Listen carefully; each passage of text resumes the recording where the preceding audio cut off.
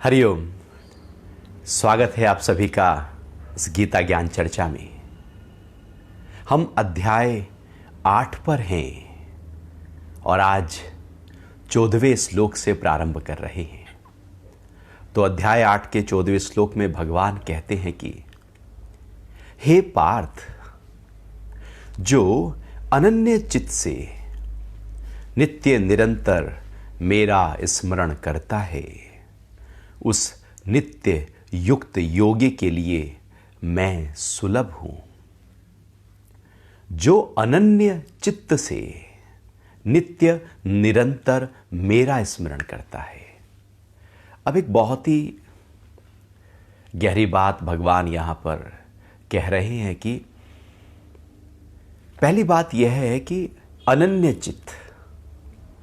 अनन्य चित्त का मतलब है कि जब हमारे मन में कोई और न रहे। जैसे कोई जेलसी लवर होता है ना कि भैया कोई और ना हो, भगवान भी बिल्कुल सीधा एकदम यही बात कह रहे हैं और बार बार कह रहे हैं। यदि तेरे चित्त में कोई और पड़ा है तो मैं दूर हूं, मैं बहुत कठिन हूं। यदि तेरे चित्त में केवल मैं हूं और मैं ही हूं तो मैं बहुत सुलभ हूं। मैं किसी के लिए सुलभ हूं और किसी के लिए बहुत कठिन हूं। किसी के लिए बिल्कुल पास हूं, किसी के लिए पास होते हुए भी बहुत दूर हूं। किसके लिए नजदीक हूं और किसके लिए दूर हूं। किसके लिए कठिन हूं और किसके लिए सुलभ हूं। भगवान कह रहे हैं कि अनन्य चित्त से अब हमारे चित्त में कुछ और न चले, कोई और ख्याल ना हो, बस परमात्मा का भाव इतना प्रबल हो जाए कि वो जो नित्य भी हो और निरंतर भी हो। मतलब रोज हो और रोज में भी लगातार बहे, जिसको हम 24/7 कहते हैं, वही नित्य निरंतर है।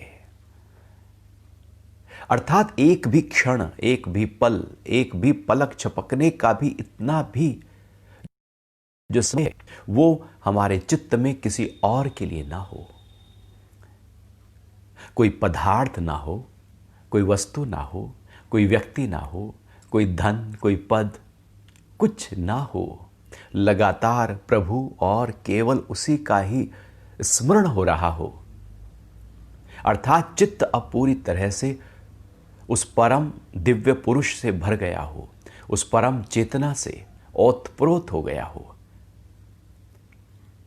जब चित्त में केवल और केवल वो परमात्मा ही है, अर्थात चित्त में अब कोई संस्कार नहीं बचे, कोई वासना नहीं बची, कोई इच्छा नहीं बची, कोई काम क्रोध नहीं बचा। अब परमात्मा ही है तो किससे काम वासना, किससे क्रोध, किससे लोभ, किससे राग द्वेष, किसका झंझट। वो तो सारा संसार हमने अपने अंदर बसा रखा है। कहां मान सम्मान, कहां कीर्ति। परमात्मा आ गए तो सब कहीं गिर गए, सब कहीं ढह गए, अब रहे ही नहीं वो। जैसे अभी हम अपने चित्त को देखें तो बहुत सारे चित्त में ख्यालात चलते रहते हैं और ये ख्यालों की एक श्रृंखला है, एक कड़ी है, लगातार जन्म से चल रही है, चलती जा रही है। आप भूल जाएंगे कि 4 दिन पहले क्या सोचा था। आप भूल जाएंगे कि सुबह क्या सोचा था। आप कई बार ये भी भूल जाएंगे इसके पहले पल मैंने सोचा क्या था। वो सब बिल्कुल बेकार का हो गया जो भी चित्त में चला था। कोई काम का नहीं, कचरा है सारा, लेकिन चित्त भरा रहता है उस कचरे से, उन ख्यालों से, उन विकारों से, उन उलझनों से। चूंकि उलझन बाहर नहीं, हमने ही अपने चित्त में उलझाई है गुत्थियों को। चित्त में कुछ ना कुछ चल रहा है और सारा बेकार का है। परमात्मा के अलावा यहां सब बेकार का है। चूंकि सब ढहने वाला है, बेकार हो जाने वाला है, सब नश्वर है। तो जब ये पक्का हो जाए कि आज तक इतना सोचा था हमने जीवन में, आखिर उससे हुआ क्या, आखिर हाथ में आया क्या, आखिर सुकून, शांति, आनंद, प्रेम, प्रसन्नता, उमंग, जीवंतता, महक मेरे जीवन में कितनी बढ़ गई उस चिंतन की प्रक्रिया से जो मैंने आज तक की। तो क्यों ना भगवान कह रहे हैं अब चित्त में परमात्मा का ही स्मरण हो, करके देखने की बात है। एक दिन ऐसा भी रख सकते हैं। संडे मतलब सन का दिन अर्थात परमात्मा का दिन, जिसको हम छुट्टी का दिन कहते हैं। तो जगत के कार्यों से छुट्टी है, पदार्थों के प्रति आसक्ति से छुट्टी है, मोह माया से छुट्टी है, और वो दिन केवल परमात्मा के लिए हो जाए। उस दिन केवल सुबह से लेकर रात तक उसी का ही ध्यान हो। आप पाएंगे बाकी के 6 दिन उसके सामने बहुत बोने हो गए, छोटे हो गए। उस दिन ने इतना उमंग भर दी हमारे अंदर, इतना हल्कापन दे दिया, जैसे हम पूरे कायनात में फैली हुई ऊर्जा के साथ एकाकार हो गए हों। क्योंकि वो दिव्यता हमारे अंदर प्रकट हो गई। तो कभी ऐसे करके देखें तो आपको पता लगेगा कि वाह क्या अनुभूति है। तो कभी एक दिन ऐसा जरूर करना चाहिए। इसलिए तो हमारे यहां पर सप्ताह में एक दिन उपवास, या 15 दिन में एकादशी का उपवास, या पूर्णिमा का एक महीने में उपवास। मतलब यही है कि उपवास हो रहा है, ध्यान अब खाने पीने पर से भी हट गया, कहीं घूमने फिरने से भी हट गया, कहीं पार्टी और कहीं बाहर जाने से भी हट गया। आप उपवास में हैं और आप पूरी तरह से परमात्मा के ध्यान में हैं। उपवास मतलब अंतरतम में वास है, केवल चित्त में परमात्मा का ही स्मरण चल रहा है। नहीं तो खाने पीने पे लगा रहता है ना ध्यान, अब क्या खाएं, अब क्या खाएं, सुबह ये खाया था अब क्या खाएं। सुबह उठते शुरू हो जाते हैं ना कि आज ब्रेकफास्ट में क्या खाना है, ब्रेकफास्ट पूरा हुआ नहीं कि लंच में क्या खाना है, लंच पूरा हुआ नहीं कि शाम को चाय के साथ आज पकोड़े खाएं या समोसे खाएं, फिर रात का खाना, वो दिन भर वो खाना खाना खाना। इसलिए कहते हैं भैया उपवास कर लो, खाने से अपने आप को हटा दो, घूमने फिरने से हटा दो, जुड़ जाओ अपने अंतरतम में। तो अनन्य चित्त से नित्य निरंतर मेरा स्मरण करता है, उस नित्य युक्त योग के लिए मैं सुलभ हूं। ऐसा जो नित्य युक्त योगी है, अभी हम नित्य युक्त होने की तरफ है नहीं। नित्य युक्त का मतलब है जो लगातार पल पल केवल परमात्मा के साथ युक्त हो, उसके भाव केवल परमात्मा की भक्ति में लीन हो। भक्ति योग का मतलब है जब भगवान ही रह जाए, भक्त कहीं खो जाए। भाव मतलब जब भक्त न रहे, केवल भाव प्रधान और उस परमात्मा का भाव रह जाए। तो यदि हमारे अंदर वो भाव प्रबल हो जाए और केवल हम उस परम तत्व से युक्त हो जाएं, जुड़ जाएं, वही योगी है। योगी का मतलब है नित्य युक्त, जो लगातार परमात्मा से जुड़ा है वो योगी। केवल कुछ आसन में महारत हासिल करने के लिए भगवान यहां पर चर्चा नहीं कर रहे हैं।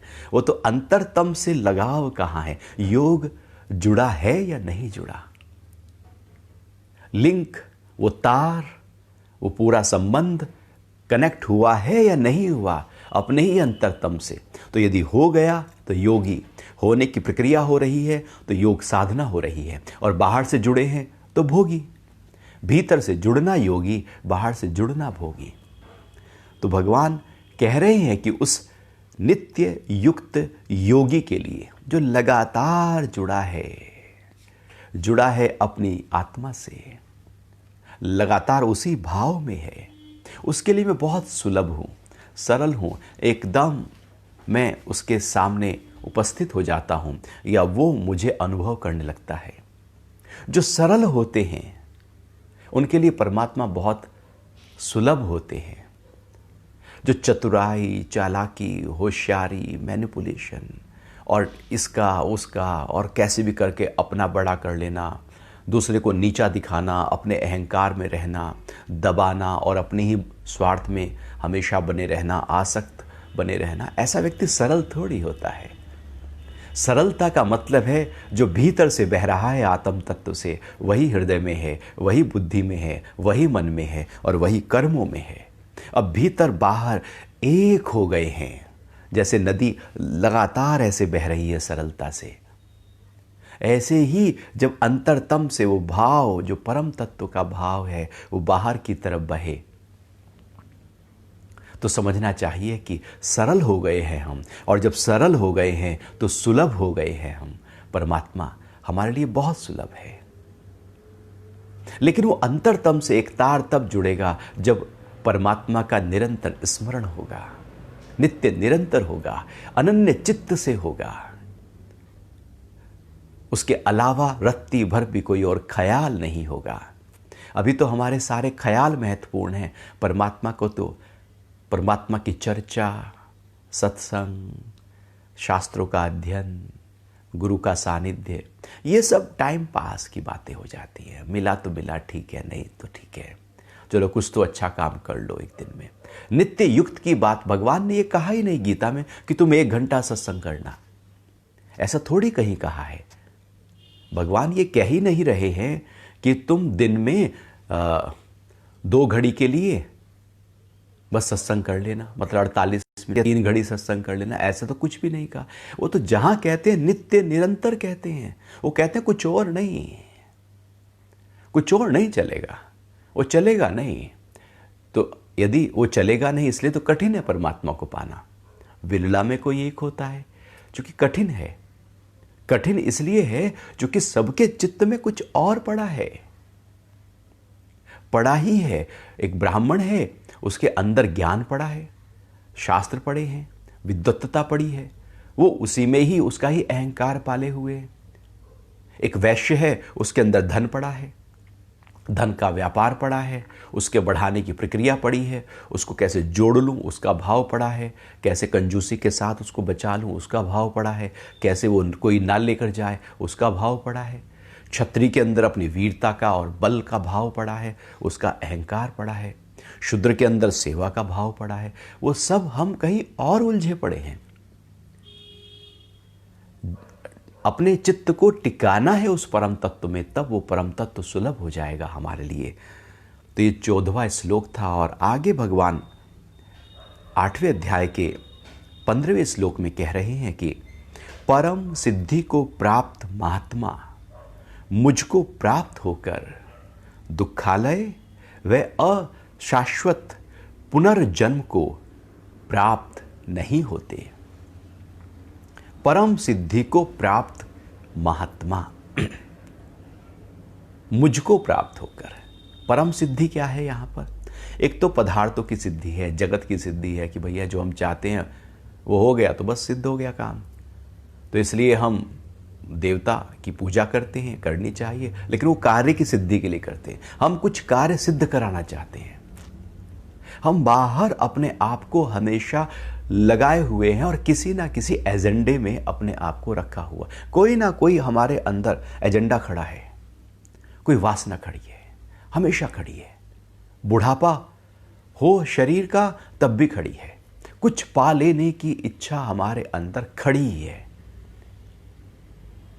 हम केवल जगत में कुछ सिद्धि पा लेना चाहते हैं। मन से कभी पूछना चाहिए कि आज तक इतना कुछ मिला, इतनी सिद्धियां हुई, इतनी चाहते पूरी हुई, फिर हुआ क्या? क्या शांति आई? नहीं, वो एक और खड़ी हो गई। ऐसे ही लगातार कोई ना कोई बात हमारे मन में खड़ी रहती है। परम सिद्धि का मतलब है उस तत्व को पा लेना जहां पर पदार्थ के प्रति आसक्ति ही खत्म हो जाए, वो चाह ही खत्म हो जाए, वो वासना ही खत्म हो जाए। परम सिद्धि का मतलब है जो मैं हूं उसमें टिक जाने की प्रक्रिया, अर्थात परम तत्व को अनुभव करना ही परम सिद्धि है। हम जीवन भर छोटी छोटी कंकड़ पत्थर वाली सिद्धियों में लगे रहते हैं, इसलिए वो रुकावट बनकर खड़ी हो जाती हैं। रुकावट तो होंगी ही। आप यहां से निकले किसी यात्रा के लिए, आपको लगा कि अरे आगरा देख के आते ताजमहल, और आप निकले कार से, रास्ते में जो भी ढाबा आए आप रुकते चले जाओ, कहीं नाश्ता कर लो, कहीं लंच कर लो, कहीं खाना खा लो, कहीं थोड़ा सा अच्छा होटल आए तो वहाँ सो जाओ। अब आप पहुँचेंगे कब? रास्ते की रुकावटें ही, जो रास्ते के बिल्कुल माइलस्टोन थे, जो आपको रास्ता दिखाने के लिए थे, छोटी छोटी सिद्धियां सिद्धियों के पार हो जाने के लिए थे। हम सिद्धियों में अटक के रह जाते हैं। हम माइलस्टोन को पकड़कर बैठ जाते हैं कि अरे वाह माइलस्टोन, तूने मुझे यहाँ तक पहुँचाया, बहुत अच्छा है। तो उससे हम आगे नहीं बढ़ पाएंगे, परम सिद्धि को, परम लक्ष्य को नहीं पा पाएंगे, क्योंकि बहुत कुछ रुकावटें हमने हमारे मन में जो चाहते थी उसको पूरा होते ही मन ने पकड़ लिया। तो भगवान कह रहे हैं कि परम सिद्धि को प्राप्त महान आत्मा, जो महात्मा है, वो मुझको प्राप्त होकर फिर वो मुझको प्राप्त हो जाता है। अब वो जगत में नहीं, वो तो बस परम तत्व को प्राप्त हो जाता है। और महत्वपूर्ण बात कही, दुखालय और अशाश्वत पुनर्जन्म को प्राप्त नहीं होते। दुखालय, ये जो संसार है ना, ये जो जगत है ना, ये दुखालय है। आलय मतलब घर, जैसे पुस्तकालय, वाचनालय। आलय मतलब घर। दुख आलय, दुखों का घर है ये। यहां दुख ही दुख है, और ये दुख कोई बाहर नहीं है। जगत में तो कोई भी दुख नहीं है। आप आंखों से देखो तो क्या दुख है, सब परफेक्ट है। आप कभी पार्क में जाना, क्या दुख है वहां पर, कुछ दिखता है दुख। आप पहाड़ी पर जाना, क्या दुख है। आप कोई शहर घूमना, कहां दुख है। दुख है कहां। दुख बाहर होता ही नहीं है, बाहर हो ही नहीं सकता। दुख का जो जन्म है वो तो हमारे अंदर होता है। दुख तो मेरे मन में पड़ा है। दुख तो हमारी इच्छाओं और वासनाओं में पड़ा है। दुख मेरे ख्यालों में है। दुख बाहर नहीं, दुख भीतर है। जगत बाहर नहीं, जगत भीतर है। ये जो बाहर संसार है ये नहीं बांधता, बल्कि मेरे भीतर जो आसक्ति है वो बांधती है उस संसार से। संसार भला भला कोई पेड़ कहता है तू, भला पेड़ ने कभी हमें बांधा है। भला आकाश ने बांधा, नदी ने बांधा, आपके ही घर ने क्या आपको बांधा, आपके कार ने आपको क्या बांधा। किसने बांधा है हमको। हमने खुद बांधा है अपने आप को। हम बंधे पड़े हैं, अपनी ओर से बांधकर हमने रखा हुआ है। जैसे हमने पकड़ा हो, हमने पकड़ लिया है एक हाथ से दूसरे हाथ को। अब हम कहें जो दूसरा हाथ है ना, ये मेरे बंधन का कारण है। ये जो घर के लोग हैं ना, ये मेरे बंधन का कारण है। ये जो व्यापार है ना, ये बंधन का कारण है। भला वो बंधन का कारण कैसे हो सकता है। आपने पकड़ा है, आप छोड़ दीजिए, आप उसको छोड़ दीजिए ना व्यापार को। व्यापार आपको नहीं बांधेगा, आप छोड़ दीजिए। अंदर से भाव को जो परिवार के प्रति है, परिवार आपको नहीं बांधेगा। वो नहीं बांधते, हम बांधते हैं। दुखालय का मतलब है मैंने बांध लिया है जगत को अपने ही अंतरतम में कहीं, और बस अब चाहता हूं कि ये पूरा हो जाए, वो हो जाए। चाहते जब खड़ी है तो दुख है। दुख यदि जीवन में बढ़ाना हो तो चाहतों को बढ़ाते चले जाओ, दुख बढ़ता चला जाएगा। दुख कहीं और नहीं, मेरे ही मन के ख्यालों में है। एक तो पास्ट में जो चाहते पूरी नहीं हुई, वहां दुख खड़ा था। जो चाहा वैसा नहीं हुआ, वो दुख खड़ा है। किसी ने कुछ कह दिया, नुकसान हो गया, वो दुख खड़ा है। या कल को कुछ होगा तो वहां दुख खड़ा है। दुख तो खड़ा ही है, दुख तो पल पल खड़ा ही है। आपके मन मुताबिक कोई बात ना करे, आपके अंदर हलचल पैदा हो जाएगी। हमारे दुख हम जन्म देते हैं, और लगातार हम जैसे पेड़ से पत्ते झड़ते रहते हैं और नए पत्ते आते रहते हैं। और लगातार जैसे घास आप काट दो, नई घास आ जाएगी। आप काट दो सारी घास को खेत में, और फिर घास आ जाएगी। जैसे घास उगाती है, नए पत्ते आ जाते हैं, जैसे ऐसे ही हमारे अंदर बहुत सारे दुख पैदा होते चले जाते हैं। ऐसे ख्याल पैदा होते चले जाते हैं। यही तो संसार है, यही तो दुखालय है। क्योंकि हमारा मन या तो पास्ट में पड़ा है या फ्यूचर में पड़ा है। हम प्लानिंग ही करते रहते हैं। हम पता नहीं कौन से दिन की प्लानिंग आज कर रहे हैं और रोज कर रहे हैं। वो सारी प्लानिंग यदि सिद्ध हो भी गई तो उससे होगा क्या यदि आज खत्म हो गया। यदि आज हमारा रोज निकलता चला गया कि हम कल की प्लानिंग कर रहे हैं, आज निकल गया, फिर कल आया उसका भी निकल गया, हम परसों की प्लानिंग कर रहे हैं, परसों आया नहीं, हम अगले दिन की प्लानिंग कर रहे हैं। अरे भैया, आज को तो जियो। हम क्या करते हैं कि सुबह उठे, नाश्ता कर रहे हैं तो प्लानिंग कर रहे हैं मान लो लंच की, लंच कर रहे हैं तो प्लानिंग कर रहे हैं डिनर की। हम आज हैं तो आज में प्लानिंग कर रहे हैं कल की, जब कल आएगा तो प्लानिंग करेंगे परसों की, परसों आएगा तो प्लानिंग करेंगे तरसों की। ऐसे हम आगे की ही प्लानिंग करते जा रहे हैं। तो जब आगे की प्लानिंग कर रहे हैं तो अभी कहाँ गया हमारा, हमारा आज कहीं खो गया। ये प्लानिंग ही तो दुखों का कारण है, क्योंकि वो कभी कभी कभी पूरी थोड़ी होगी। प्लानिंग कर लो, एक बार कर लो, बस छोड़ दो ना उसको। जीवन भर प्लानिंग ही करते रहोगे तो क्या आप, कोई प्लानिंग कमीशन बैठा हुआ है अंदर कि जीवन भर की आपको प्लानिंग करनी है? क्या होगा उससे? आखिर आप जीवन को जिएंगे कब? हम जीवन को इसलिए नहीं जी पाते चूंकि हम जीवन आज में बह रहा है, ध्यान कल पर खड़ा है, बीत जाएगा, बीत जाएगा। इसलिए कबीर को कहना पड़ा, काल करे सो आज कर, आज करे सो अब, पल में प्रलय होएगी, भंवरी करेगा कब। अभी को जीना है, कल ना कभी आया है ना कभी आता है, कल तो केवल दुख लेकर आता है। दुख मेरे अंदर है, ये संसार दुखमय है। क्योंकि हम पास्ट या फ्यूचर में दौड़ते हैं, हम इच्छाओं और वासनाओं से ओतप्रोत होते हैं और दुख प्रकट हो जाते हैं। कुछ लोग हैं जो अंदर दुख को पिए रहते हैं और बाहर मुस्कुराते रहते हैं। दुख चल रहा होता है, कहीं गहरे में अज्ञान दुख के रूप में पड़ा होता है, ऊपर से हम हंस रहे होते हैं।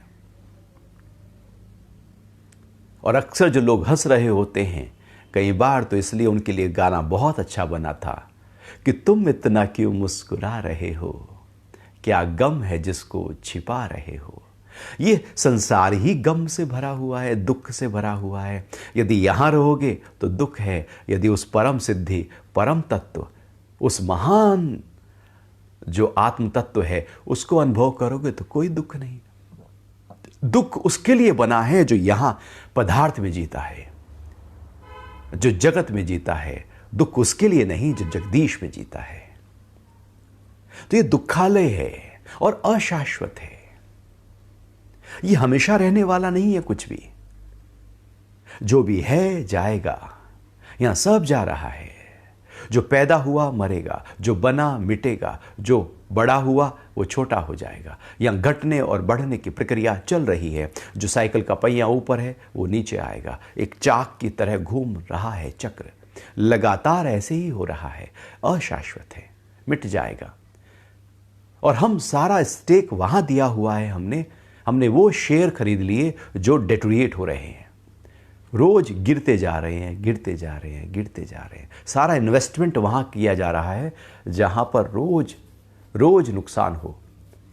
भला ऐसा इन्वेस्टमेंट आप करेंगे कि आपने सारी जमा पूंजी अपनी वहां लगा दी जहां पर नुकसान ही नुकसान है, कम ही हो रहा है, ह्रास ही हो रहा है, अशाश्वती है।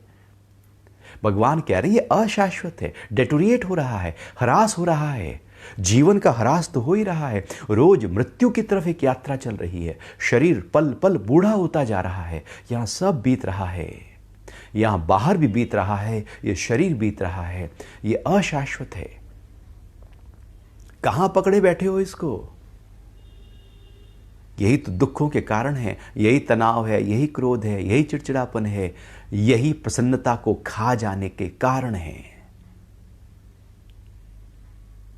ऐसे ही कि जैसे एक फूल खिला हो और उसके ऊपर हमने बाल्टी ढक दी हो। अभी पौधा निकला ही था, अब बाल्टी ढक के रख दी, अब वो क्या बढ़ेगा, खिलेगा। ऐसे ही हमारा जीवन एक खिला था, हमने ऊपर से एक बाल्टी रख दी, ख्यालों की, इच्छाओं की, वासनाओं की, ये पूरा करना, वो पूरा करना। बाल्टी ढक के बैठ गए। वो जो फूल की सुगंध थी, जो जीवन की जीवंतता और महक थी, वो तो कहीं खो गई। उसी बाल्टी को, उसी आवरण को हटाना है। ये जो अशाश्वत, ये जो संसार है जिसमें हमें कहते हैं कि ये शाश्वत है और सारी जमा पूंजी, सारा समय, सारी शक्ति, सारी ऊर्जा, सारा मन, सब बुद्धि, सब वही लगा दी जो बदल जाएगा। भगवान कह रहे अशाश्वत है, वहां लगा जो शाश्वत है। वहां इन्वेस्ट करो जहां पर आप नित नित होत सवाया, जो रोज आपको गेन कराए, रोज आगे बढ़ाए। आपका इन्वेस्टमेंट यदि रोज धीरे धीरे उसमें कुछ परसेंटेज बढ़ती जाए तो वहीं तो करोगे। तो ज्ञान के लिए कहा है नित नित होत सवाया। वो जो शांति है, वो जो परम आनंद है, वो जो खुशी है, वो बढ़ती जाएगी, रोज बढ़ेगी, लगातार बढ़ती चली जाएगी, वो घटेगी नहीं, क्योंकि वो शाश्वत है। अशाश्वत घट जाएगी, शाश्वत बढ़ जाएगी। तो ये जो संसार है, ये एक तो दुखालय है और अशाश्वत है। और फिर कह रहे हैं पुनर्जन्म, ये दुखालय व अशाश्वत पुनर्जन्म। पुनर्जन्म क्या है? जब कल की प्लानिंग है तो पुनर्जन्म खड़ा है मेरा। पुनर्जन्म और कुछ नहीं, अभी पूरा नहीं हुआ, कल पूरा हो जाएगा। पुनर्जन्म हमने गढ़ लिया, मढ़ लिया। यदि कल तक नहीं बचे तो उसको पूरा करने के लिए नया जन्म लेना पड़ेगा, लेना ही पड़ेगा, क्योंकि ये यहां पर कर्म का सिद्धांत कहता है कि जो कर्म करोगे, जैसा करोगे, जिस तरह से करोगे, उसी तरह से प्रकृति प्रकट हो जाएगी। हमने सोचा है ये पूरा करना है, पूरा हुआ नहीं, तो वो विचार, वो वासना अंदर पड़ी रह गई और मृत्यु हो गई। अधूरी वासनाओं के साथ जब मृत्यु होती है तो उनको पूरा करने के लिए नया जन्म लेना पड़ता है। दुखालय था ये संसार, दुख थे, हमने इंतजार किया कल ये घटेगा तो सुख आएगा, ये मेरा काम घट जाएगा तो सुख आएगा, वो घट भी जाएगा, एक नया दुख खड़ा हो जाएगा। ये जो संबंध है ना, ये अभी ठीक नहीं है। कल कोई ठीक हो जाएगा ना तो फिर जीवन में बहुत उल्लास आ जाएगा। वो ठीक भी हो जाएगा, कुछ और बिगड़ जाएगा, तन बिगड़ जाएगा, कहीं ना कहीं यहां तो बिगड़ेगा ही बिगड़ेगा, क्योंकि अशाश्वत है और यही पुनर्जन्म का कारण है। यदि हम अशाश्वत पदार्थ में अपने चित्त को लगाए हुए हैं, मन को दुख में लगाए हुए हैं, तो पुनर्जन्म खड़ा ही है। और पुनर्जन्म हम खुद अपना पैदा करते हैं। परमात्मा हमारे पुनर्जन्म का कारण नहीं होता, हम हैं, हम ही हैं। आधी अधूरी वासनाओं को के साथ जब जीवन जीते हैं तो नया जन्म मिलेगा उनको पूरा करने के लिए। लेकिन जब हमने कहा कि अरे सब हो तो गया, सारा काम पूरा हो चुका है, अब यहां पर ऐसा कोई काम बाकी नहीं जो मुझे करना हो, कल की कोई इंतजार ही नहीं, अगले पल की कोई इंतजार नहीं है, तो है, मैं तो अभी को इतना पकड़ा हुआ हूं कि बस अब कुछ और बाकी नहीं रहा। ये भाव जितना वर्तमान की गहराइयों को पकड़ कर रखते हैं, पुनर्जन्म खत्म। पुनर्जन्म कल की कल्पना ही पुनर्जन्म है, जो चित्त में उस तरह से एक ट्रेंड बना देती है, एक ऐसा वर्तुल बना देती है, एक चक्र बना देती है, एक ऊर्जा उसी दिशा में बहने लगती है कि ये काम पूरा करना है। यदि शरीर अब नहीं रहा तो अंदर तो वही फीड हो गया है कि ये पूरा करना है, पूरा करना है, नया जन्म मिलेगा उसको पूरा करने के लिए। जब वासनाएं रहित हो जाए चित्त तो पुनर्जन्म नहीं होता। लेकिन अभी तो हमारे अंदर यदि बहुत कुछ पड़ा है और हम चाहते हैं मुक्त हो जाए, और कहने से क्या होता है कि मैं मुक्त हूं, कह देने मात्र से कुछ नहीं होता। वो तो अंदर झांकना पड़ेगा कि अधूरे काम बाकी हैं या पूरे हो गए। रोज का काम रोज पूरा हो जाए, छूटे ना कल पर। जीवन बहुत छोटा है, यहां बड़े बड़े निर्णय लेने में देर नहीं करनी चाहिए। यहां जीवन का छोटा निर्णय लेना हो या बड़ा निर्णय लेना हो, एकदम कर लेना चाहिए, क्योंकि पता नहीं है कल का। हम सोचते हैं जीवन बहुत बड़ा है वो बहुत छोटा। यही समस्या है, इसी कारण से बहुत सारे पेंडिंग हैं हमारे काम। हम कहते हैं कल बिजली का बिल जमा कर देंगे, अभी तो बहुत दिन पड़े हैं। तो वो कल जो आ गए ना मन में, बस ऐसे ही हर चीज पे कल कर लेंगे, कल कर लेंगे। हमें लगता है कि बहुत सामान 100 बरस का, पल की खबर नहीं, पता है नहीं अगले पल का, और प्लानिंग करते हैं बहुत लंबी लंबी। इसलिए मन में जो उठे कर लेना चाहिए वो कार्य, जो सही प्रकार से, जो विवेक कहता है ये कार्य जरूरी है, कर लो, छोड़ो नहीं। यही मुक्ति का काल करे सो आज कर, ये मुक्ति का बहुत ही महत्वपूर्ण एक तरह से विधि है, तरीका है। पेंडिंग काम जो छोड़ता है उसका पुनर्जन्म खड़ा है। जिसके काम ही बाकी नहीं है उसका क्या पुनर्जन्म है। सब कुछ छोड़ा है उसने, कुछ पकड़ा है, कुछ पकड़ोगे तो पुनर्जन्म है। जगत पकड़ा, पदार्थ पकड़ा, लोग पकड़े, कुछ भी पकड़ा, पुनर्जन्म खड़ा हो गया। कुछ न पकड़ो, पुनर्जन्म नहीं है, वही मुक्ति है। भगवान कह रहे हैं, परम सिद्धि को प्राप्त महात्मा मुझको प्राप्त होकर दुखालय व अशाश्वत पुनर्जन्म को प्राप्त नहीं होते। फिर भगवान 16वें श्लोक में अध्याय 8 के कह रहे हैं कि हे अर्जुन, ब्रह्मलोक सहित सभी लोक पुनरावृत्ति हैं, परंतु हे कौन्तेय, मुझे प्राप्त होने वाले का पुनर्जन्म नहीं होता। ब्रह्मलोक अर्थात जब व्यक्ति साधना कर रहा है, लगातार साधना कर रहा है और उसके चित्त के सारे संस्कार जो पास्ट के थे वो सब संस्कार नष्ट हो गए, चित्त पूरी तरह से पुराने वासनाओं से, संस्कारों से खाली हो गया। लेकिन अब साधना की प्रक्रिया लगातार उसकी चल रही थी, साधना के संस्कार उसके चित्त में इकट्ठा होने शुरू हो गए। बाकी संस्कार तो हट गए लेकिन साधना के संस्कार रह गए। केवल साधना के संस्कार उच्च संस्कार हैं और वैसे मृत्यु होने पर ब्रह्मलोक की प्राप्ति होती है, क्योंकि वो साधना के संस्कार हैं। लेकिन उसको भोगकर फिर लौट कर आना पड़ता है। साधना संस्कार यदि है, कुछ भी है, लौट कर आना ही पड़ेगा। भले वो समाधि का ही संस्कार क्यों ना हो, भले वो भक्ति का ही संस्कार क्यों, कुछ भी संस्कार है, ऊंचा लोक मिलेगा लेकिन लौट कर आना पड़ेगा।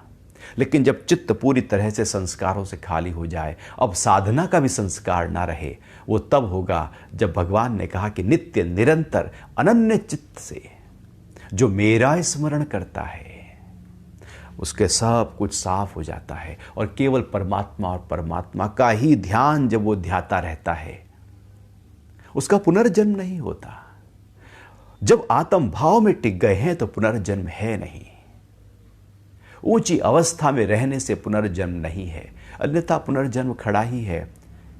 और पुनर्जन्म खड़ा है अर्थात मृत्यु के बाद एक नया जन्म, फिर वहां आधी अधूरी वासना, फिर एक नया जन्म, फिर एक नया जन्म। ये सिलसिला लगातार चलता रहेगा। फाइल यदि आपकी पूरी नहीं हुई तो फाइल इसी तरह से गति करती रहेगी। ये अंदर जो चिप है, जो चित्त है, वो लगातार फाइल आपकी ट्रांसफर होती चली जाएगी। इसका डेटा को सारा आपको डिलीट करना होगा, इरेज करना होगा, इसकी सफाई करनी होगी, तब पूरी तरह से वो जो चिप है एक तरह से खाली हो जाएगी। सारा डेटा वहां कुछ है ही नहीं, वो तो ब्लैंक है।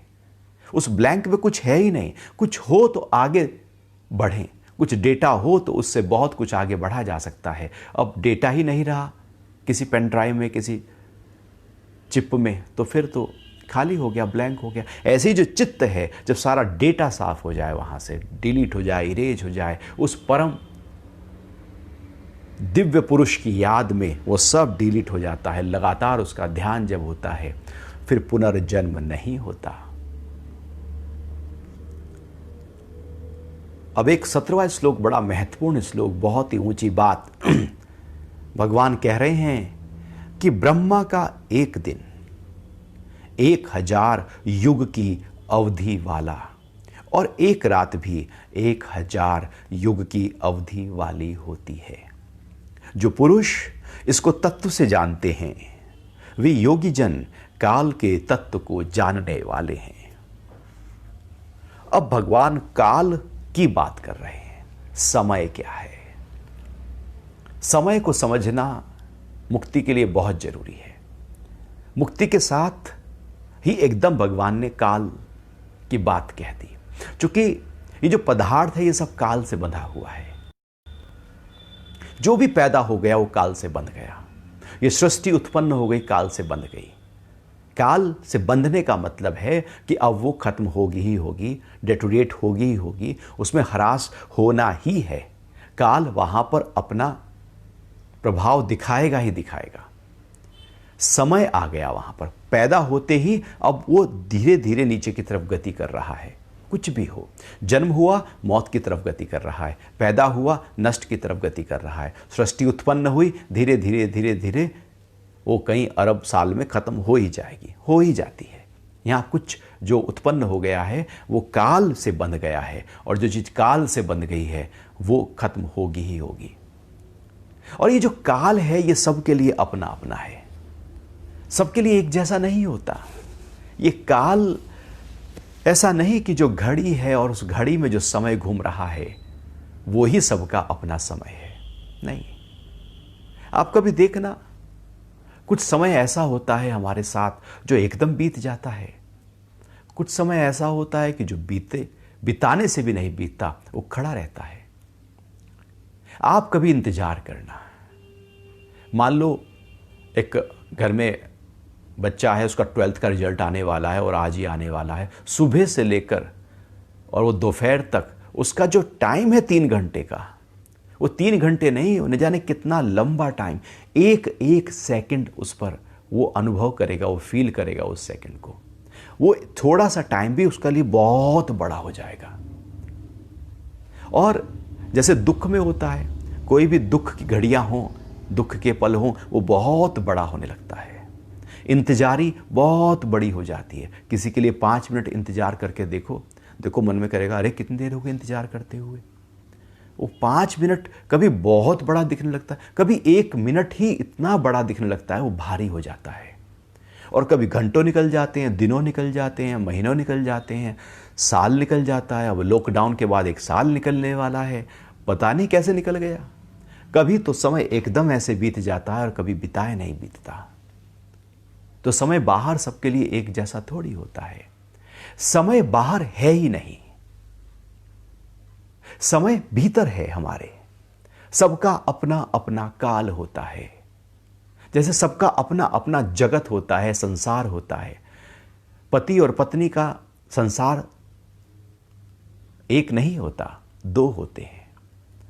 उसकी अपनी एक, पत्नी की अपनी एक मन के ऊपर चल रहे ख्याल हैं, पति के अपने ख्याल हैं, दोनों के बिल्कुल अलग अलग हैं। घर में यदि 4 या 5 लोग हैं, सबके अपने अपने जगत खड़ा है। और काल की जो अवधि है सबकी अपनी अपनी है। मन के ख्यालों के आधार पर काल छोटा या बड़ा, जैसे फ्लेक्सिबल होता है, इलास्टिक होती है, उसे खींच भी लेते हैं, है वो उतनी सी, और उसे टाइट भी कर सकते हैं, छोटा भी कर सकते हैं, बड़ा भी कर सकते हैं। काल भी ऐसे ही है। मन के आधार पर किसी इंतजारी में जो चाहत है और उसकी इंतजारी है, तो उसको वो काल को बड़ा कर देगा। एक एक पल बड़ा भारी हो जाएगा। और कभी मन उसको जो समय बिल्कुल छोटा कर देगा कि दिन ऐसे निकल जाएगा पता भी नहीं लगेगा। जैसे आप देखो, मच्छर है एक, तो एक मच्छर है, वो सुबह पैदा हुआ शाम तक मर लेता है। कीट पतंगे ऐसे बहुत सारे होते हैं, वो जल्दी जल्दी मर लेते हैं, तो उनका अपना एक समय है। कुत्ता है, वो कुछ सालों तक जीता है, तो वो जो 10, 12, 15 साल जी रहा, जो भी उसकी एक उम्र है, उसने तो अपना पूरा समय बीता, जिया। हमारे लिए वो उसकी उम्र कम है, लेकिन उसके लिए वो उसकी उम्र पूरी है। यदि कोई व्यक्ति 40 साल तक जिया तो उसके लिए उसकी उम्र पूरी थी, कोई 100 साल तक जिया उसके लिए उसकी उम्र पूरी थी। यहां काल सबका अपना अपना है, इसलिए काल सबका अपना अपना आता है। हम कहते हैं ना, काल आ गया। काल आ गया मतलब उसका काल आ गया, अर्थात उसका अपना काल आ गया। वो काल सबके लिए नहीं आया। काल की परिभाषा सबकी अपनी अपनी है। तो जैसे हमारा काल अलग है, हमारे मन में जो ख्याल हैं उसमें काल अलग है, ऐसे ही आप यदि देखें तो सूरज का काल अपना अलग है, चंद्रमा का अपना काल होगा, और यदि और उसके ऊपर तो ब्रह्मांड का अपना काल है। अब ब्रह्मा जिसने सृष्टि की रचना की, यहां पर भगवान कह रहे हैं, अर्थात ब्रह्मा जो रचयिता है, विष्णु जो पालन करता है, शिव जो संहार करता है। तो जो रचयिता है, जिसने रचा है, उसका अपना एक काल है। यहां सबके काल अपने अपने हैं। तो ब्रह्मा का जो एक दिन है और एक रात है। वो क्या है कि जैसे पूरी सृष्टि उत्पन्न हुई एक दिन, तो पूरा दिन जो है वो सृष्टि जो चली वो पूरा एक दिन है उसका, और फिर वो एक प्रलय में आ जाएगी, सृष्टि प्रलय हो जाएगी रात को, और फिर पूरी रात वो प्रलय में रही, और फिर सुबह हुई तो सृष्टि का उत्पन्न हुआ। जैसे हम भी जब दिन भर हम काम कर रहे हैं तो सब कुछ व्यवहार कर रहे हैं, रात को सो गए तो इस जगत की जो भी हमारा जगत है उसका प्रलय हो गया हमारे लिए, वो खत्म हमारे लिए, वो खत्म है जब तक सो रहे हैं। जैसे ही उठे वो फिर जग गई सृष्टि, फिर सोए फिर खत्म। वो जगत जो था हमारे अंदर वो हम उत्पन्न भी करते हैं और उसका प्रलय भी कर देते हैं। तो ये तो हमारा छोटा सा एक जगत है, लेकिन ब्रह्मा के नज़रिए से भगवान कह रहे हैं, काल की बात, इतनी गहरी बात कर रहे हैं कि ब्रह्मा का नज़रिया जो है, जो काल का है ब्रह्मा का, उसका वो एक दिन है। पूरी सृष्टि यदि अरबों साल तक सृष्टि है तो ब्रह्मा का एक दिन है, और उतना ही समय फिर वो सृष्टि की जो प्रलय होगी वो प्रलय में भी उतना ही समय रहने वाला है। फिर अगला दिन होगा ब्रह्मा का, फिर वो सृष्टि पैदा कर देंगे। जैसे ब्रह्मा जी उठे, उन्होंने सृष्टि पैदा की और सृष्टि पूरी चल रही है, ब्रह्मा जी रात को सोए और वो प्रलय हो गई और रात भर सृष्टि प्रलय रही। तो उनका जो सुबह से लेकर रात का जो समय है वो यहाँ कह रहे हैं 1000 युग। युग भी एक बहुत ही लंबी प्रक्रिया है। तो वो 1000 युग की अवधि वाला, अर्थात ऐसे समझे कि पूरी तरह से जो एक सृष्टि है वो खत्म है एक दिन में। तो अर्जुन तू देख, ब्रह्मा जी के नज़रिए से देख कि हम खड़े कहाँ हैं, ये शरीर खड़ा कहाँ है, ये तेरी इच्छाएं खड़ी कहाँ हैं, तू कहाँ खड़ा है, ब्रह्मा के नज़रिए से देख। ये जो समय है, इस समय में हमें बंधना नहीं है, कालातीत होने की प्रक्रिया भगवान कर रहे हैं, काल की अवधि को जानने की बात कर रहे हैं। कौन जानेगा काल को? जो काल से बंधा है वो काल को कैसे जान सकता है? जो काल से परे खड़ा है वही काल को जान सकता है। ये जो मन है, जो बुद्धि है, जो अहंकार है, जो शरीर है, जो 24 तत्व हैं, ये सब काल से बंधे हुए हैं। जो प्रकट हो गया वो काल से बंधा है, लेकिन जो आत्मा है वो काल से परे है।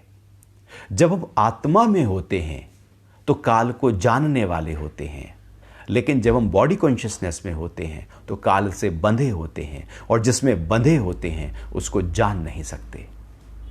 जानने के लिए दूरी जरूरी है, जैसे देखने के लिए दूरी जरूरी है। आंख में ही तिनका पड़ा हो तो आंख उस तिनके को देख नहीं सकती, एक दूरी की आवश्यकता होती है। दूर खड़े होने से वो चीज साफ साफ दिखाई देने लगती है। ऐसे ही काल को जानना हो तो काल से दूर होना पड़ेगा। काल से दूर होने के लिए अपने उस जो 24 तत्वों से बना हुआ है, जो पूरी प्रकृति है, उससे हटकर उस आत्म भाव में आना पड़ेगा। जैसे ही उस आत्म भाव में आते हैं, अब हम काल को जानने वाले हो जाते हैं कि ये सब काल में बंधा हुआ है। काल को जानने से हम मुक्त हो जाते हैं। पुनर्जन्म क्या है? काल में बंधने की प्रक्रिया ही पुनर्जन्म है। समय में जो आ गया, समय के चक्र में जो आ गया, वो पिसेगा ही पिसेगा।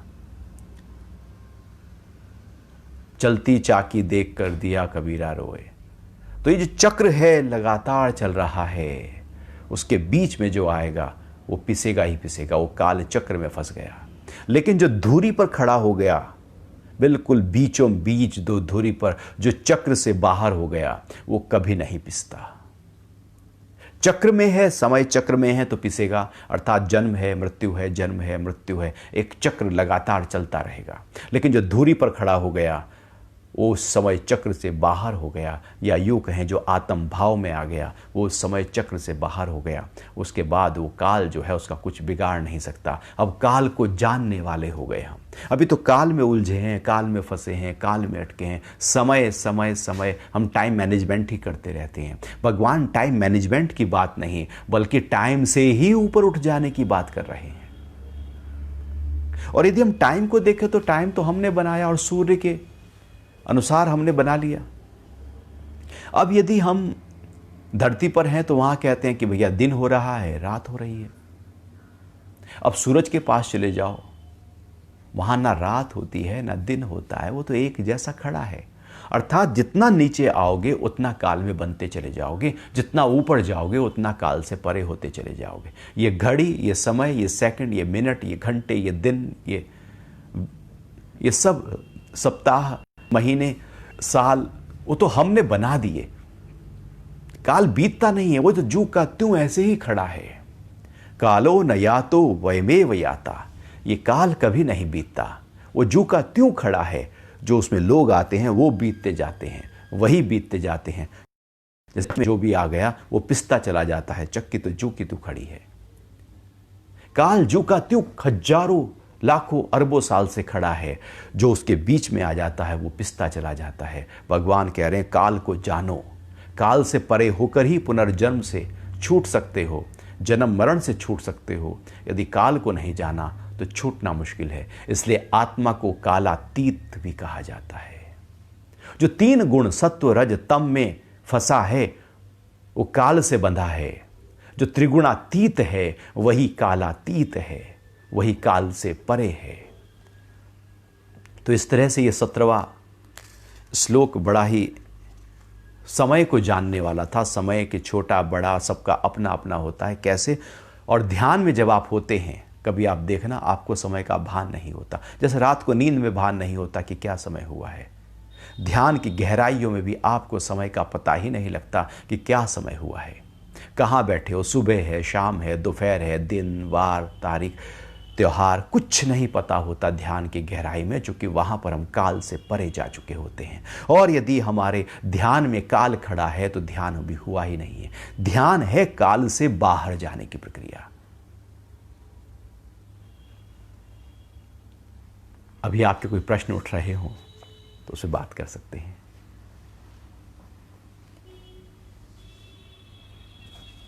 हरिओम।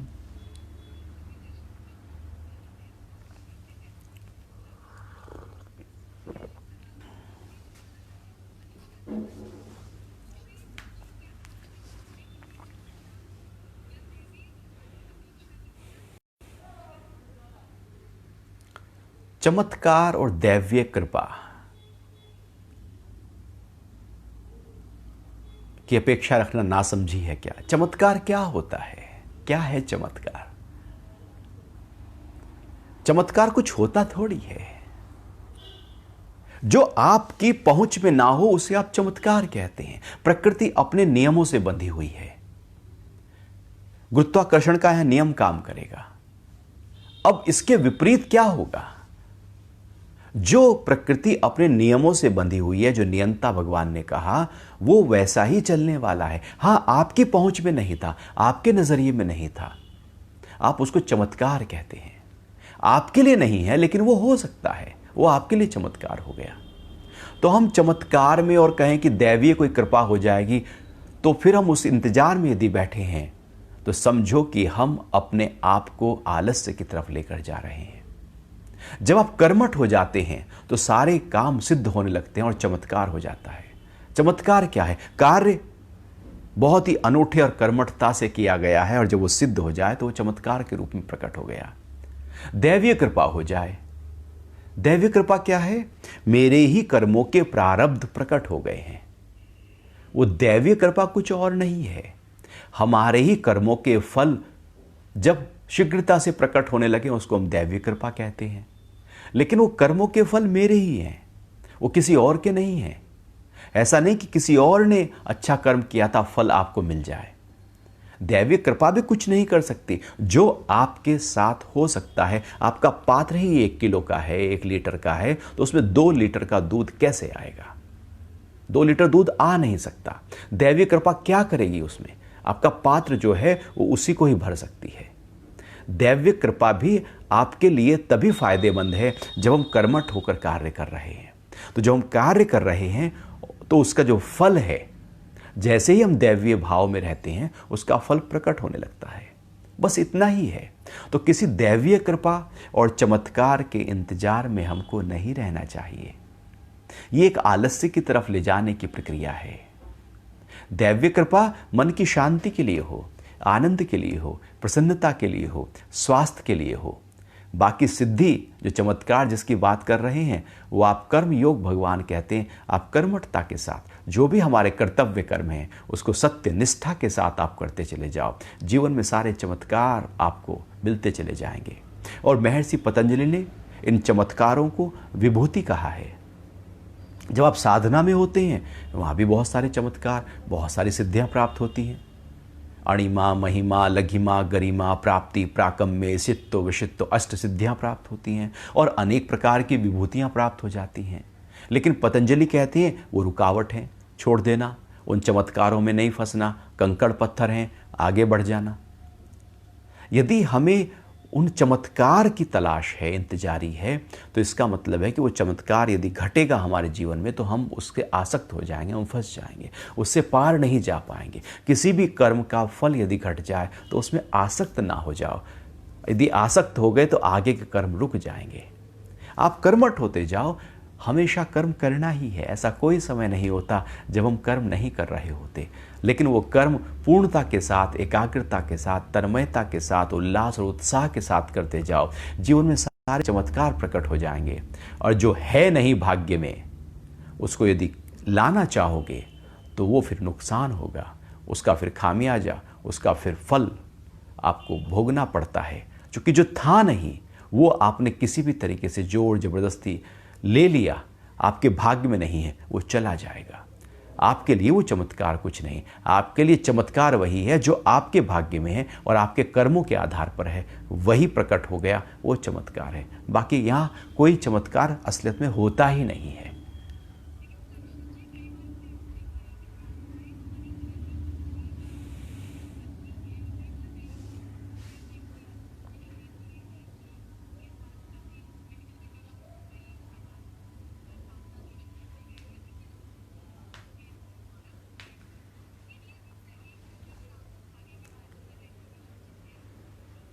नहीं, वो तो आपको भूख लगी है, आपको भूख में तड़फ रहे हैं, खूब भूख में तड़फ रहे हैं, आपने खाना खा लिया, भूख खत्म हो गई। आपको एक बीमारी थी और आपने साधना शुरू की, आपका वो बीमारी बहुत 60-70% मन में पड़ी थी। जैसी साधना शुरू की आपका मन शांत होने लगा, उसमें पड़ी हुई बीमारियां धीरे धीरे जड़ से ख़त्म होने लगी। वो साधना, वो ध्यान, वो परम पिता परमात्मा के प्रति भाव और श्रद्धा, वो विश्वास आपके मन को शांत करता चला गया और मन में पड़ी हुई बीमारियां वहाँ से हटती चली गई, जिसका प्रकटीकरण तन में आ गया। तो आपने तो कुछ किया ना उसके लिए, अपने आप तो कुछ नहीं हुआ ना। ऐसा थोड़ी कि प्रभु कृपा हुई और अपने आप ठीक हो गया।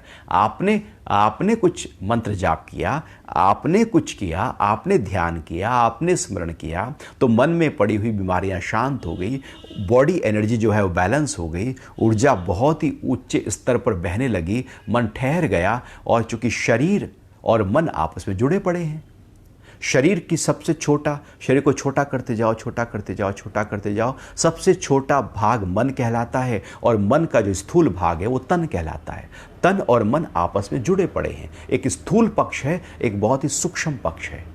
तो यदि एक सूक्ष्म पक्ष को आपने स्वस्थ कर दिया तो स्थूल तो अपने आप स्वस्थ होता चला जाएगा। तो जैसे ही हम परमात्मा की तरफ पूरी तरह से नतमस्तक होते हैं, कहते हैं ना भैया अब दवा काम नहीं करेगी, अब दुआ काम करेगी। और दुआ का मतलब यही है कि जैसे ही आप उससे जुड़े हैं, अलाइन हुए हैं, आपकी बॉडी एनर्जी बैलेंस हो गई, और जैसे ही बैलेंस हुई, शरीर में जो इम्बैलेंस के कारण से रोग पैदा हो रहे थे वो ठीक हो गया। तो ऐसा थोड़ी है कि हम परमात्मा की आराधना करते जाएं फिर ये शरीर 100 साल, 200 साल, 500 साल, 1000 साल, 2000 साल तक जीवित रहेगा। ये अपने नियम से बंधा है। लेकिन ये जो बंधा हुआ शरीर है नियम से, उसमें आप स्वास्थ्य बेहतर रख सकते हैं। तो उसके लिए जैसे ही मन को शांत किया, शरीर स्वस्थ हो गया। लेकिन उसके लिए हमने कुछ किया, वो अपने आप प्रकट नहीं हुआ कुछ। तो एक विज्ञान बना उसका, उस विज्ञान को समझना होगा कि ज्ञान से विज्ञान पैदा हुआ और उस विज्ञान ने आपके रोगों का नाश कर दिया।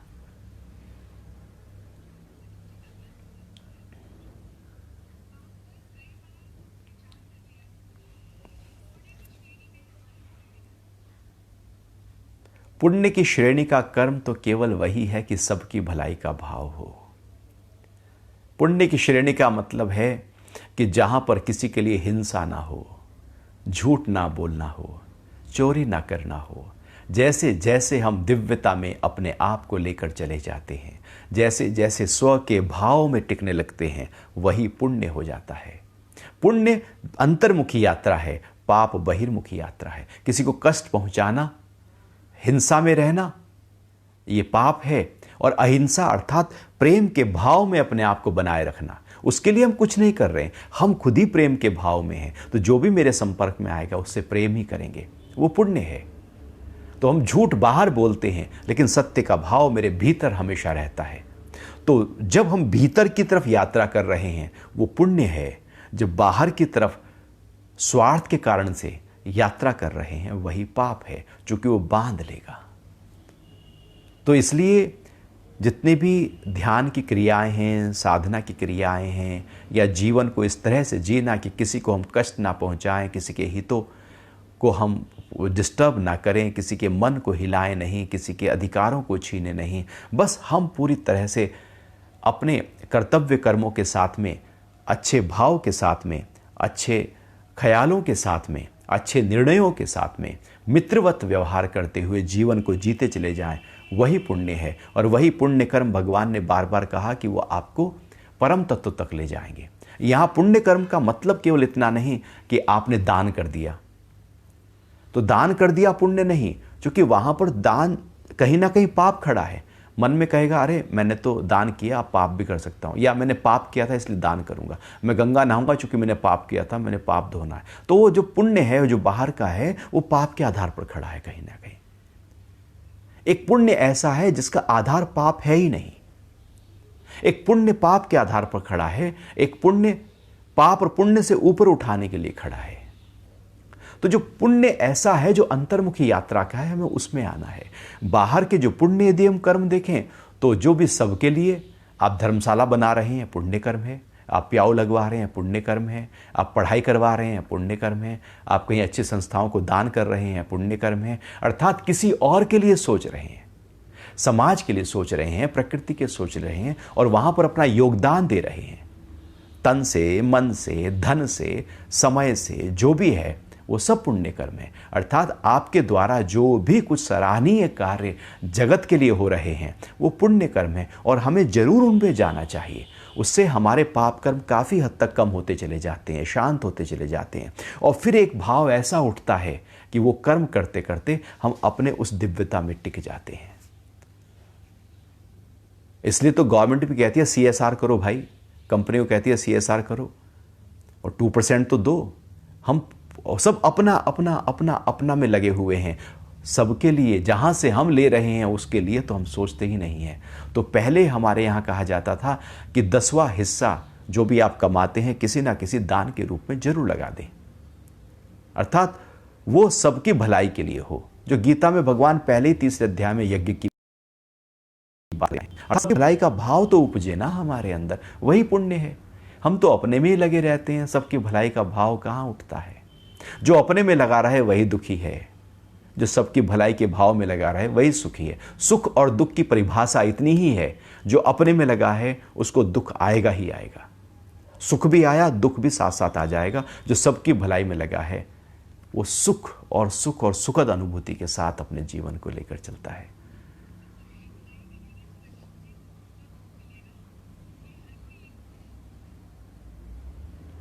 नहीं, भलाई आप करते जाओ, भलाई आप कीर्ति के लिए भलाई ना करो ना, भलाई के लिए भलाई करो, बदले में कुछ पाने के लिए भलाई ना करो। हम कहते हैं नहीं मैं कुछ अच्छे काम करूंगा जिससे मुझे कुछ मिले, तो वो काम अच्छा थोड़ी, वो तो व्यापार है, वो तो सौदा कर रहे हैं हम। सौदा डोनेशन के माध्यम से एक सौदा हो रहा है, तो व्यापारी बुद्धि वहां भी आ गई, तो पुण्य कर्म नहीं कहलाएगा, वो व्यापार कहलाएगा। जब आपको बदले में कुछ चाहिए, व्यापार है। बदले में कुछ नहीं चाहिए और आप सबके लिए अच्छा काम कर रहे हैं, पुण्य कर्म है। लेकिन हम अक्सर पुण्य कर्म बदले में कुछ चाहिए, मैंने भैया ये कर्म किया तो फिर आप ऐसा करना, वो जो धर्मशाला बनेगी ना, तो वहाँ पर एक पत्थर से मेरा नाम लिखवा देना। तो पत्थर पे नाम लिखे रहते हैं, मंदिर में नाम लिखे रहते हैं, और वहाँ पर जब वो इनॉग्रेशन होगा, मुझे माला और मुझे माइक चाहिए और मेरा आदर सत्कार होना चाहिए और सबको अनाउंसमेंट करना कि इतना पैसा दिया गया। तो वो अब क्या हो रहा है कि अब कीर्ति साथ साथ खड़ी है। व्यक्ति जब धन आ जाता है तो कीर्ति की तलाश में चला जाता है। जब तक धन नहीं आया तब वो धन के पीछे है। धन बहुत आ गया, अब धन में मजा नहीं, अब उसे पद चाहिए। अब वो धन देकर पद मांगता है, इसलिए बहुत सारा पैसा देकर बड़े पद, क्योंकि पद का अपना एक आनंद है जो धन से ऊपर एक अपना मद होता है पद का। तो व्यक्ति फिर कीर्ति चाहता है, उस धन जो इकट्ठा है उसको दान करके कीर्ति चाहता है। तो वहां पर जो दान है वो दान के लिए दान नहीं बल्कि कीर्ति के लिए दान है। तो दान ही पूरी तरह से फिर दूषित हो गया। जब कर ही रहे हैं तो क्यों ना शुद्ध भाव से करें, वो फिर पुण्य कर्म हो जाएगा, नहीं तो बदले के भाव से पुण्य होते हुए भी पाप हो जाएगा। हरि ओम, हरि ओम।